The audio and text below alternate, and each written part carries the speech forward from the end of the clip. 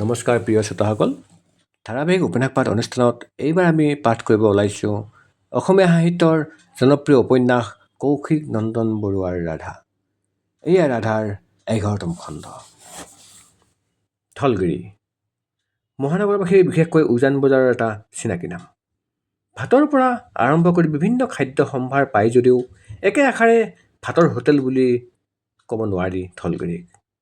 কেৱল খাদ্যই নে, বিভিন্ন জনগোষ্ঠীৰ গলবস্ত্ৰ, অন্য সাজপাৰ, থলুৱা চাদৰ, অসমীয়া আচাৰ, বাঁহ গাজ, তিল পিঠা, নাৰিকলৰ লাড়ু, চিৰা, কি নাই তাত।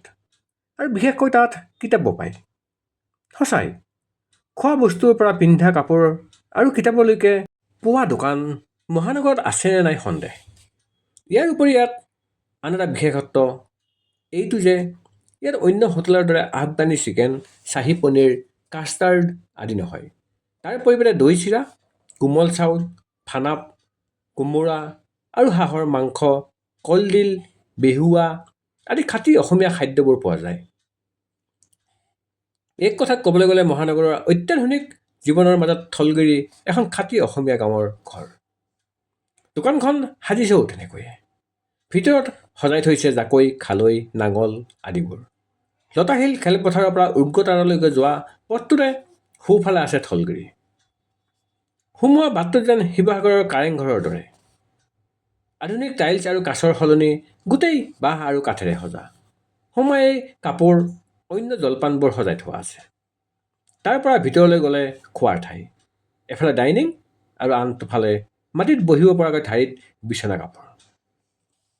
তাৰ কাষতে বেতৰ বৰ কাইদা কৰি থলগিৰি শব্দটো লিখা আছে। তাতে সজাই থোৱা আছে কিতাপবোৰ, কবিতা, গল্প, উপন্যাস আদি। সন্ধ্যাৰ আগতেও বিভিন্নজনৰ মুখত শুনিছে যদিও অহা নাছিল। আজি ডক্টৰ কল্যাণীৰ লগত ইয়ালৈকে আহিল। অথনি ৰাধাখন পঢ়ি থাকোঁতেই কল্যাণী মেম আহি সন্ধ্যাক মাতিলেহি। কিতাপখন জপাই সন্ধ্যা ওলাই আহিল। আহোঁতে এবাৰ শাহুৱেকক ফোন কৰি খোৱা বোৱাৰ খবৰ ল'লে। তেওঁ ইতিমধ্যেই খাই আজৰি। অৱশ্যে মনো থাকিলে চিন্তা কৰিব লগা নাই। কি ভাবিছা সন্ধ্যা? থলগিৰিৰ কিতাপবোৰ চাই থাকোঁতে কল্যাণী মেমে সুধিলে। নাই মেম, এনেই চাইছোঁ কিতাপবোৰ। ইমান ধুনীয়াকৈ সজাই থৈছে। গুৱাহাটীৰ হুলস্থুলবোৰত ভাগৰ লাগিলে মই ইয়ালৈ আহিও, বুজিছা। খুব শান্ত সময়কণ কটাই যাওঁ। মোৰ আজিকালি শান্ত সময়লৈ ভয় লগা হ'ল মেম। শান্ত হ'লেই যেন মই নিজৰ মুখামুখি হ'ম। নিজৰ কথাবোৰ আকৌ মনত পেলাম। তাতকৈ চিঞৰ বাখৰবোৰে মোক পাহৰাই ৰাখে। কোলাহলে সমস্যাৰ সমাধান নকৰে সন্ধ্যা। সমাধান সদায় নীৰৱতাইহে দিয়ে। সমস্যাৰ পৰা যিমান পলাবা সিমান খেদিব। সন্ধ্যা কিছু সময় মনে মনে ৰ'ল। কল্যাণী মেমে আকৌ ক'লে, এইখন কলেজতেই পঢ়িলোঁ, চাকৰি কৰিলোঁ। এতিয়া বিশ্ববিদ্যালয় হ'ল। ইয়াৰ পৰাই অৱসৰ পাম। এই জীৱনটোত কিমান কি দেখিলোঁ, শিকিলোঁ, মানুহৰ মুখ চিনিলোঁ। এটা কথা বুজিলোঁ সন্ধ্যা, মানুহক তুমি কেতিয়াও সুখী কৰিব নোৱাৰা। নিজৰ সমস্ত লাগিলে উজাৰি দিয়া। এটা মাত্ৰ সৰু ভুলে সকলো খেলি মেলি কৰি দিব। আৰু তুমিতো একো ভুলো কৰা নাই। অলপ ৰৈ মেমে আকৌ ক'লে, তোমাক আত্মকেন্দ্ৰিক হ'বলৈ নকওঁ, কিন্তু নিজক প্ৰাধান্য দিয়া সন্ধ্যা। It's high time. তুমি নিজে ভাল বুলি ভবাটো কৰা। কাৰোবাক সন্মান কৰাৰ খাতিৰত অন্যায় মানি নাযাবা। মই বুজিছোঁ মেম, চেষ্টা কৰিম মই। তোমাৰ লগতো অনুৰণ আছে সন্ধ্যা। মোক চোৱা। কথাষাৰৰ লগতে হুমুনিয়াহ এটা সৰি পৰিল কল্যাণীৰ। কল্যাণীৰ ডিভোৰ্চ হোৱা বহু বছৰ হ'ল। সন্তান এতিয়া বিদেশত থাকে। মাজে মাজে আহে, দেউতাকৰ ওচৰলৈকৈ যায়। তেওঁক কেতিয়াবা লগ কৰে। সন্ধ্যাই সৰুকৈ সুধিলে, মেম, আপোনাৰ ছাৰলৈ কেতিয়াবা মনত পৰেনে? পৰে, কিয় নপৰিব। মানুহজনহে ভুল আছিল। স্মৃতিখিনিতো সঁচা আছিল ন। সন্ধ্যাৰ বুকুখন গধুৰ হ'ল। হয়তো কল্যাণীৰো। অলপ সময় তেনেকৈয়ে পাৰ হোৱাত পুনৰ কল্যাণীয়ে ক'লে, মই গুচি আহিম বুলি গুচি অহা নাছিলোঁ জানা সন্ধ্যা। তেওঁ যদি এবাৰো ক'লেহেঁতেন উভতি আহা, মই চাগে সকলো স্বাভিমান বাদ দি গুচি গ'লোহেঁতেন। এৰা, কেতিয়াবা যাওঁ বুলি কোৱা কথাষাৰৰ আঁৰত ৰৈ যোৱা না বুলি শুনাৰ হেঁপাহ অকণ লুকাই থাকে। আৰু আমি মানুহবোৰ ইমান ব্যস্ত যে সেইকণ হেঁপাহ বুজাৰ বাবে সময় নলওঁ। এনেকৈ অকলশৰীয়া হৈ গৈ থাকে কত মানুহ। কথা পাতি থাকোঁতেই ভাত আহি পালেহি। খোৱা বোৱা কৰি সন্ধ্যাহঁত ওলাই আহিল তাৰ পৰা। এতিয়া আকৌ ক্লাছ।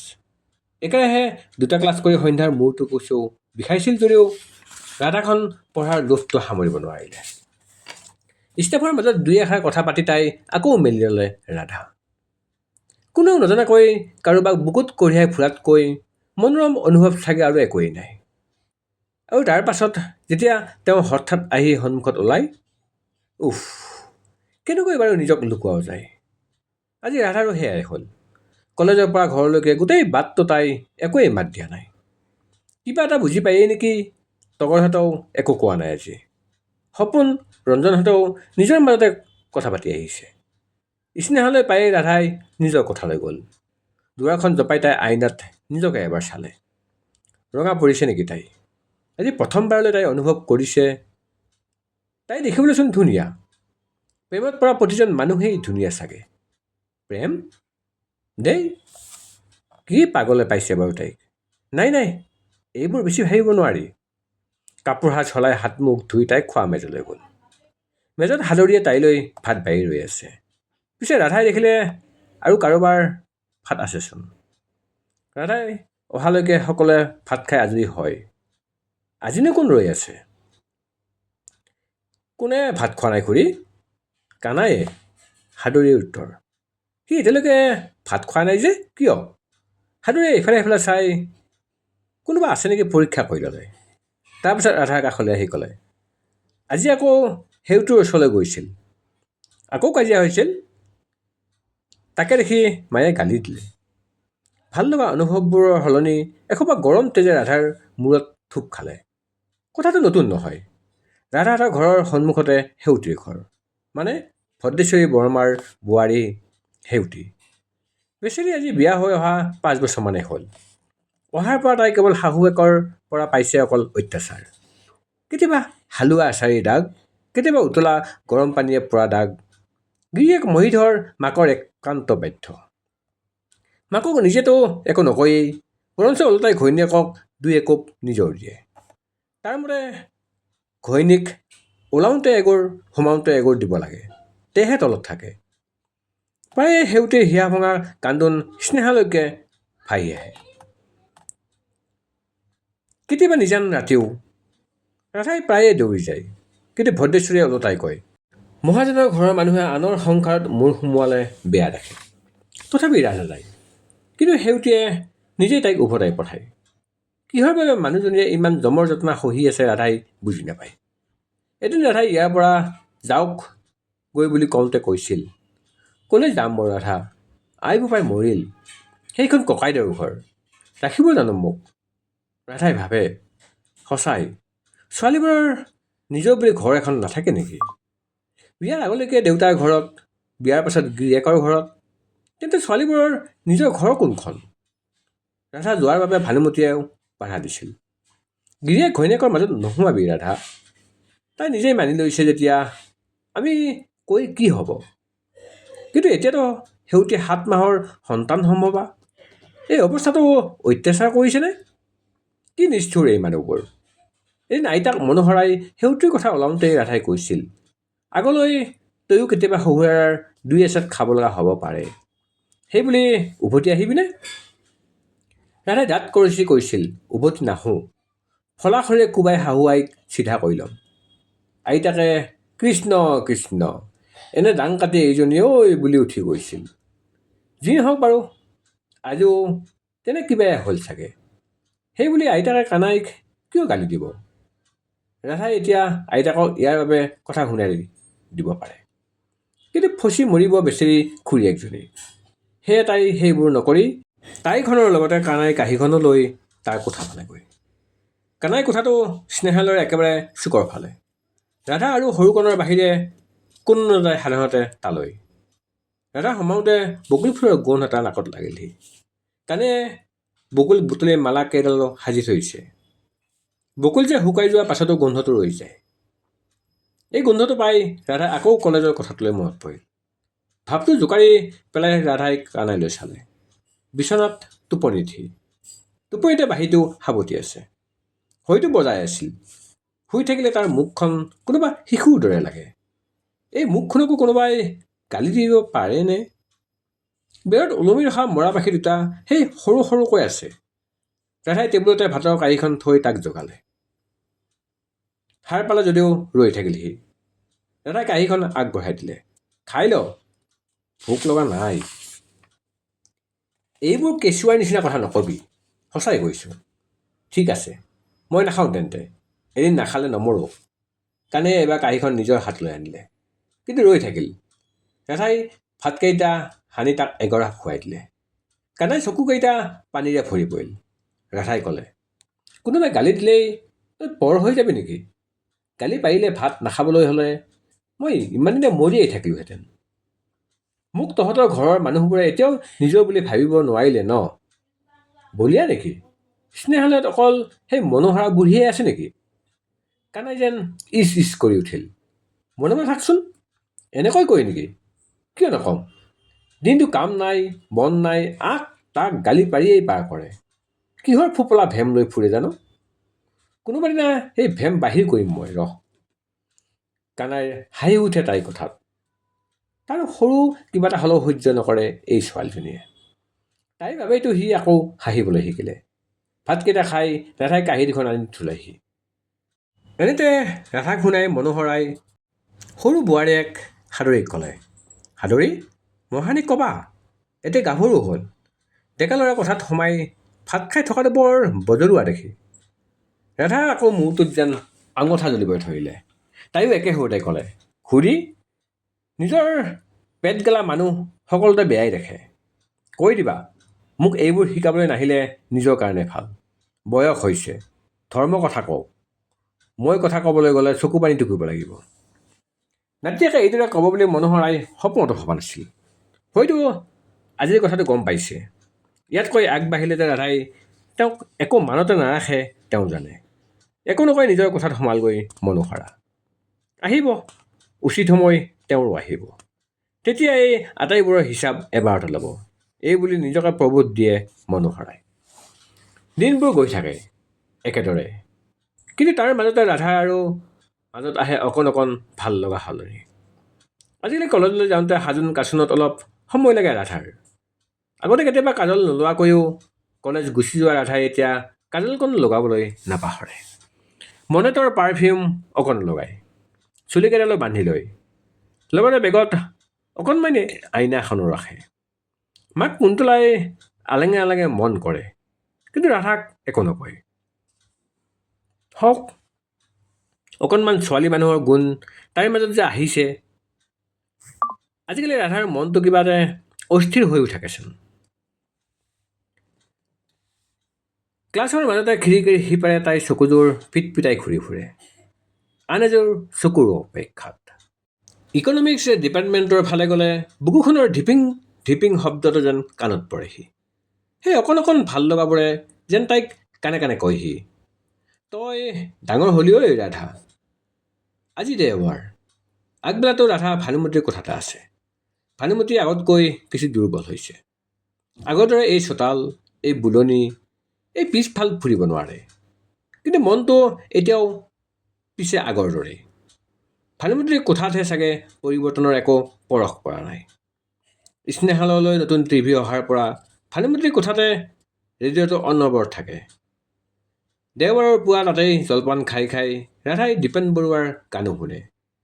আজিও শুনি আছে, লাজ লাজ লাজ ভণ্টি নকৰিবা আমালৈ, লাজ লাজ লাজ ভণ্টি তোমাৰ আমাৰ একেটি, জাত জাত জাত ভণ্টি নকৰিবা আমালৈ লাজ। কথাৰ মাজতে ভানুমতীয়ে সোধে, বোলো হয়নে? আজিকালি চোন বৰকৈ ৰচকী যেন হৈ থাক, কথাটো কি? ইচ, ক'তনো দেখিলে?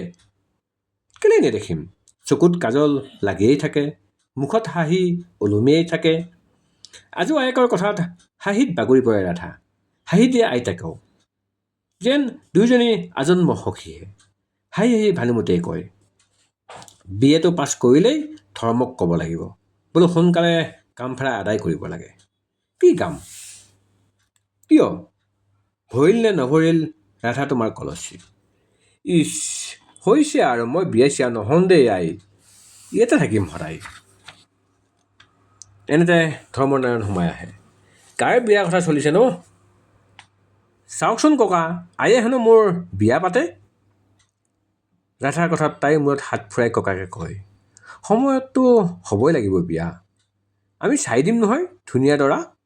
ৰাধাই মুখখন ফুলাই, মোক খেদিবলৈ ইমান মন মানে? হ'ব, গুচি যাম মই। তাইৰ কথাত দুয়োজনে হাঁহে। এইবাৰ সৰুকণ আহি দুৱাৰমুখৰ পৰা কয়, দেউতা এইফালে আহিবচোন। ধৰ্মনাৰায়ণৰ লগতে ৰাধা আৰু ভানুমতীয়েও প্ৰশ্নবোধক চাৱনিৰে তালৈ চোৱাত সি কয়, ই শৰত আহিছে আপোনাক লগ কৰিবলৈ। শৰত? ইমান দিনৰ মূৰত ই ক'ৰ পৰা ওলালহি? কথাটো কৈ কৈ ধৰ্মনাৰায়ণ উঠি যায়। এইফালে বুকুৰ সেই বিশেষ শব্দটো শুনে ৰাধাই। ধিপিং। গাটো কিবা জ্বৰ উঠাৰ নিচিনা। ভানুমতীয়ে সোধে, কি হ'ল? জলপানখিনি খা আকৌ। মই আৰু নাখাওঁ আই, আহিছোঁ দেই। কথাটো কৈ প্ৰায় লৰ মৰা দি উঠি যায় ৰাধা। ভানুমতীয়ে অবাক হৈ চাই ৰয়, এইজনীৰ আকৌ কি হ'ল? সন্মুখৰ প্ৰত্যেক ৰুমতে শৰত বহি আছে। ৰাধাই চাওঁ নাচাওঁকৈ এবাৰ পৰ্দাৰ ফাকেৰে জুমিলে ভয়ে ভয়ে। তাৰ পাছতে ভাবিলে, কিহে পাইছে তাইক? কেনেবাকৈ খুৰীয়েক বা তেজাই দেখিলে তাইক শেষ কৰিব জোকাই জোকাই। এইবাৰ গৈ তাই আখলৰ ঘৰ পালেগৈ। তাই সোমাওঁতেই তেজাই ক'লে, কি হ'ল আইদেউ, কিবা লাগিছিল নেকি? বেচেৰি তেজা, আজিলৈকে ৰাধাই কিবা কাম কৰিবলৈ আখলত সোমাই পোৱা নাই। কিবা বস্তু বিচাৰিহে যায়, সেয়ে তেনেকৈ গৈছে। কিন্তু ৰাধাৰ যে আজি সঁচাকৈ কিবা এটা কৰিবলৈ মন গৈছে। কওঁ নকওঁকৈ ৰাধাই তেজাক ক'লে, আলহীলৈ চাহ ময়ে কৰোঁ নেকি তেজাবাই? কি? সাদৰী আৰু তেজাই একেলগে যিটোহে চিঞৰ মাৰিলে, ৰাধা উচপ খাই উঠিল। চিঞৰিব কথাই, যিজনী ৰাধাই পানী এগিলাচো নিজে লৈ নাখায়, তাই চাহ বনাবলৈ আহিছে, তাকো আলহীলৈ। সাদৰীয়ে পানী খাবলৈ লৈছিল, চৰচৰনি খাই উঠিল। ৰাধাই গেঙেৰি মেলি আহিল, কিহে পালেনো ইমান চিঞৰিবলৈ? চাহকণ কৰোঁ বুলিহে কৈছোঁ কিবা। মায়েচোন কৈয়ে থাকে কাম কৰিবলৈ। হয়, কথাটো হয়। পাকঘৰৰ কাম, তাঁতশালৰ কামতকৈ ৰাধা ব্যস্ত হৈ থাকে গৰু ছাগলীৰ পথাৰলৈ নিয়া, মাজে মাজে খৰি ফলা, মাছ মৰা এইবোৰ কামত। সেইবাবে কেতিয়াবা কুন্তলাই দবিয়ায়, হে ৰৌ, মাইকী মানুহৰ কামবোৰ কৰিবিচোন অলপ, অকল মতা মানুহৰ নিচিনাকৈ এইবোৰত লাগি থাক তই। কিন্তু সেই বুলি হঠাৎ এই পৰিৱৰ্তনৰ আচৰিত। পিছে ৰাধাক একেষাৰে না বুলি ক'লে আকৌ কি ৰূপ দেখুৱাই ঠিক নাই। সেয়া সাদৰীয়ে কাইদা কৰি ক'লে, আজি নালাগে নেকি ৰাধা, আলহী আছে নহয়, এদিন বনাই লৈ আমাক খুৱাই ল'বা। ৰাধাইও বুজিলে কথাটো। হেঁপাহত চাহ কৰিম বুলি ক'লে হয়, পিছে চাহপাত চেনি এইবোৰ ক'ত থাকে সেইটোও নাজানে তাই। সেয়ে তাই ক'লে, ঠিক আছে তোমালোকে বনোৱা, আলহীৰ ওচৰলৈ মই নিম। সাদৰীয়েও তেজাই ইজনীয়ে সিজনীৰ মুখলৈ চাই যদিও একো নকৈ কাম কৰাত লাগিল। প্ৰত্যেক ৰুমৰ চোফাত বহি আছে শৰত, কাষত সৰুকণ। সন্মুখৰ আৰামী চকীত ধৰ্মনাৰায়ণ, তাৰ কাষৰ চকীত মনোহৰা, লগতে থিয় হৈ আছে কুন্তলা। বহল কোঠাটোত তেওঁলোকৰ কথাৰ মাজে মাজে হাঁহিবোৰ ভাহি আহিছে। শৰতে তাৰ খা খবৰবোৰ কৈ গৈছে। শৰত ধৰ্মনাৰায়ণৰ আগৰ পৰাই প্ৰিয়। মাক দেউতাক নোহোৱা ল'ৰাটোৱে কিমান কষ্ট কৰি যে আজি ঠাই পাইছে সেয়া সকলোৱে জানে। পঢ়া শুনাত সৰুৰে পৰাই সি চোকা। ভালকৈ সা সুবিধা পোৱা হ'লে চাগে ইমান দিনে আৰু ভাল চাকৰি কৰিলেহেঁতেন।